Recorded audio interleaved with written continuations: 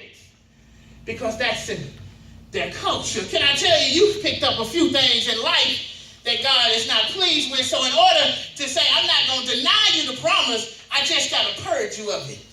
Some of you picked up a little lying spirit. Got to purge that out of you. Some of you picked up some habits that don't quite line up to what God. So in order to do it, I have to violently take you to a place where you can't always have access to what you've been accustomed to, just to see how you act in the wilderness. I don't know about you, but I've been camping a couple of times. And it's a whole lot different. Roughing it.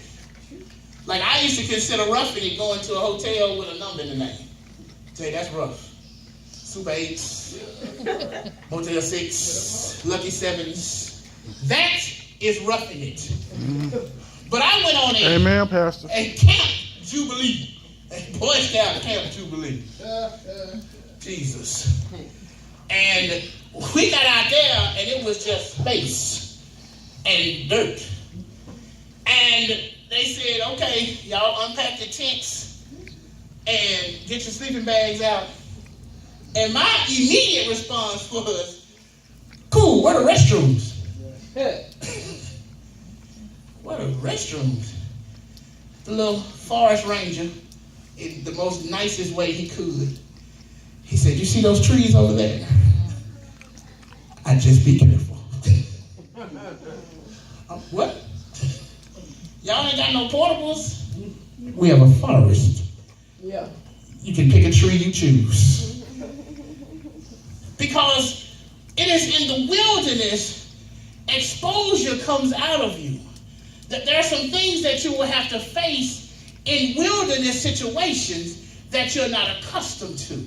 I didn't know how city I was till I got in the country. I didn't realize how much I depended on stuff like lights, air conditioning,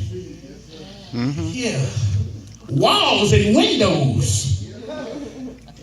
Until I got in the wilderness. It exposed it. And whenever you get to the wilderness, it will expose to you some of the stuff that need to come out of you. See, you won't do it as long as you are in the lap of luxury. As long as you're comfortable, everything is going to be okay. But God says, I got to take you through some hard times so that the stuff that's in you that's not like me gets purged out of you. You won't know what it is to be not high till you ain't got no weed. Right? Wasn't nothing we could do in the wilderness. Wasn't no corner stove. Wasn't nothing we could get to. It was just a whole bunch of earth and sky. And we didn't pray for rain. But it was out there is where people started to get uncomfortable. And you could tell who wasn't prepared for the wilderness. You could tell who was not accustomed to being without certain liberties. It's in the purging where God says, I got to get some stuff out of you that needs to be worked out of you. I need to get you off of this. I need you to stop being so addicted to people and making sure everybody likes you. I need you to get off to the fact that you are so accustomed to folks wanting to be your friend, and when some of them don't even like your friend. I need to get some people out of your life that have just leached onto you because they see the promise in you and you haven't seen it for yourself. And so they're just going to hang around on you until your day comes. No, I need to get all of that off of you because where I'm trying to take you, everybody can't go. All right. I can't teach you with all that noise around you. There's some folks that need to be ejected out of your situation. There are some situations you need to eject yourself from. It's during the wilderness experience. God, protect me. Purge me. But most of all, prepare me. Yes, God. So you have to be prepared for your promise way before you get to the promise. It takes some time to prepare you for your promise before you get there. That's right. That's right. I Ken and I were talking about preparing people how to manage money. I can't teach you how to be a millionaire once you become one. Okay. Because what's already in you is what you're going to revert back to. That's true. So I have to prepare you early so that once your promise comes, you'll know what to do. I had to pray real hard because I didn't know how to pastor. I knew how to evangelize. I knew how to show up at your city and drop a bomb and pick up my check and get to the airport. Yeah. I didn't have a pastor's heart. I didn't know how to. You gotta let them make it on this one, God. You can't always be so aggressive. You can't handle every situation. I didn't have that kind of heart. So I'm so glad that he didn't allow me to pastor when I first started preaching. Amen. Because I wasn't ready. I wasn't close to being ready. There have been several opportunities prior to, several major organizations when I was evangelizing that offered me, man, you can come to us. We'll do this for you. We'll do that for you. Major organizations. We'll give you a church and we'll give you about 100 folks to start off with. We'll financially undergird your ministry. We'll do all those things. When I thought about it, I thank God that I didn't.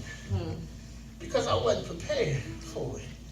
I could have gone from here to there, taking the shortcut. But what would have really gotten me?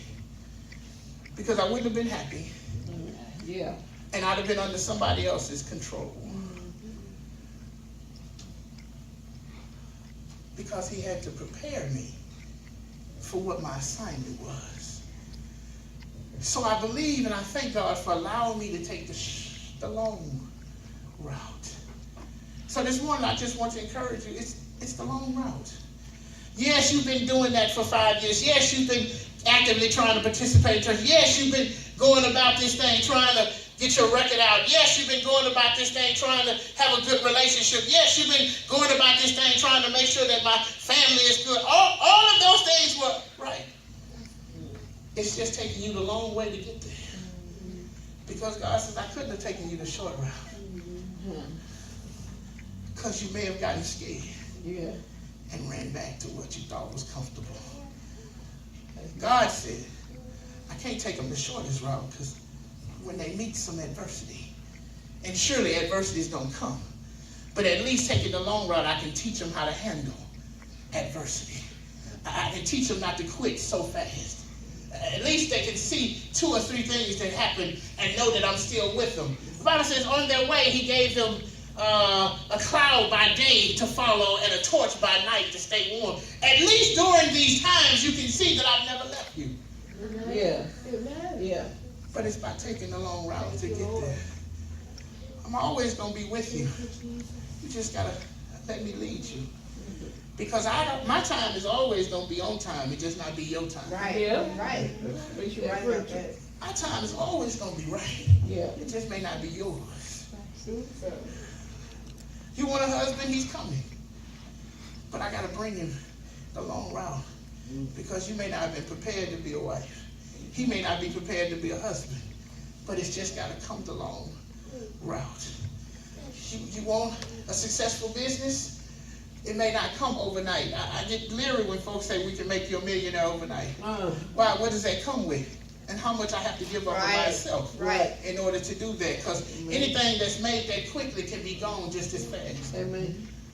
It's got to come. It's got to come. Come in the long route. So I'm telling you, be not weary in well doing. Be prepared. Because he's protecting you. He's purging you. And you're in preparation stage. Some of the greatest things occur when people take the long route. God says, don't be discouraged. Don't quit just yet. Because at the end, they make it to Canaan. They make it to the promise. Now, everybody that started in Egypt didn't make it.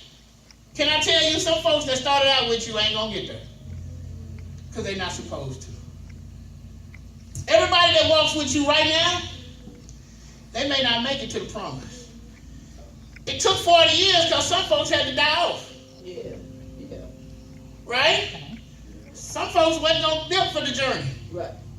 Can I tell you, newsflash, Some of your friends now, your aces or besties, may not make it to your promise because they were not designed to be there with you. All right. And so it may take the long route to expose them for who they are. Everybody ain't gonna show you who they are right off the bat, right? Yeah. Ain't gonna just walk out there and show you who I am. But over time, you can't hide it forever.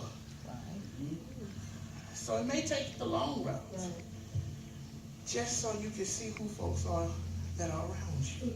So I bless God for the long route. I bless God that I know that his promises are still for me. And what he has for me, nobody can take away from me. Yeah. But I'm just grateful enough that he cares enough for me to say, I'd rather take you the long route to give it to you than give it to you too early and you blow it.